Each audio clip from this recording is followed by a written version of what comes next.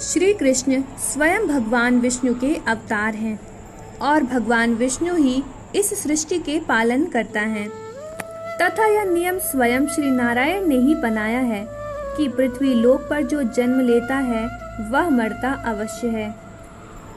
और इसीलिए श्री कृष्ण भगवान नारायण के अवतार में होते हुए भी मृत्यु को प्राप्त हुए। लेकिन क्या आप जानते हैं कि श्री कृष्ण की मृत्यु कैसे हुई थी? तो चलिए जानते हैं इस वीडियो के माध्यम से।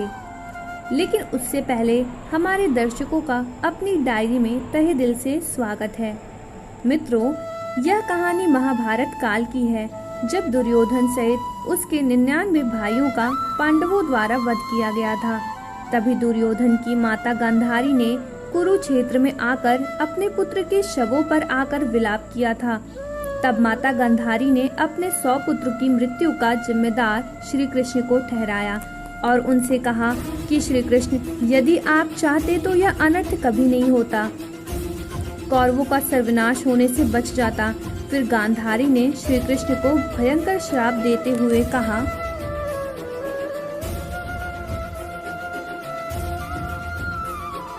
कि जिस प्रकार कौरवों का सर्वनाश हुआ उसी प्रकार आज से 36 वर्षों के बाद उनका और उनके पूरे कुल का सर्वनाश हो जाएगा और साथ ही पूरी नगरी का भी विध्वंस हो जाएगा।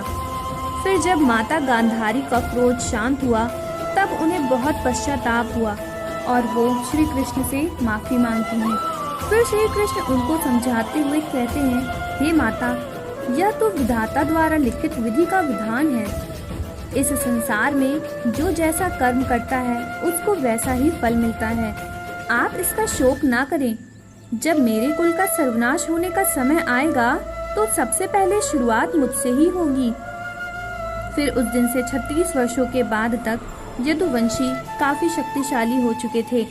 उनके अंदर अहंकार, लालच, ईर्ष्या आ चुकी थी। तब भगवान श्री कृष्ण समझ गए थे कि अब इनका अंत करना अनिवार्य हो गया है। और फिर धीरे धीरे माता गांधारी द्वारा दिए गए श्राप का असर उन पर दिखना शुरू हो गया तथा यदुवंश के सभी योद्धा आपस में लड़ने लगे और एक दूसरे को ही समाप्त करने लगे। यह सब देख बलराम जी का मन अशांत हो गया और एक दिन वह नदी किनारे जाकर अपने शरीर का त्याग कर देते हैं और शेषनाग के रूप में क्षीर सागर में समा जाते हैं।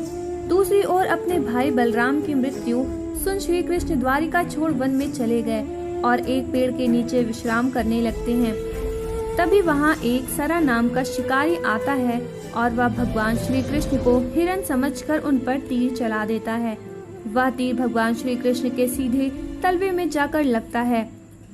तब उस शिकारी को समझ में आ जाता है कि उसने किसी हिरन को नहीं बल्कि श्री कृष्ण को मारा है और वह भगवान श्री कृष्ण के पास जाकर उनसे माफी मांगने लगता है। तब श्री कृष्ण उसे समझाते हुए कहते हैं कि शांत हो जाओ जरा, यह तो विधि का विधान है और मेरी मृत्यु तुम्हारे हाथों ही लिखी थी। और फिर श्री कृष्ण उससे कहते हैं कि तुम पिछले जन्म में बाली थे जिस पर मैंने छुपकर वार किया था। तब तुम्हारी पत्नी ने मुझे श्राप दिया था कि अगले जन्म में मेरी मृत्यु बाली के हाथों ही होगी। उसके बाद श्री कृष्ण ने अपने प्राण त्याग दिए। तो दर्शकों, इस प्रकार हुई थी श्री कृष्ण की मृत्यु।